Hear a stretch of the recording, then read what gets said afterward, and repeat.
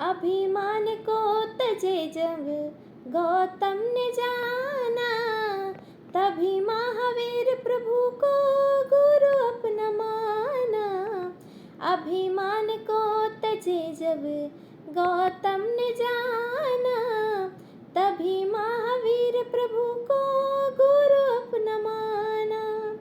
माने न वीर को तो केवल न होता, माने न वीर को तो केवल न होता। अगर इस जहां में गुरु ही न होता, कोई काम दुनिया में शुरू ही न होता। अगर इस जहां में गुरु ही न होता, कोई काम दुनिया में शुरू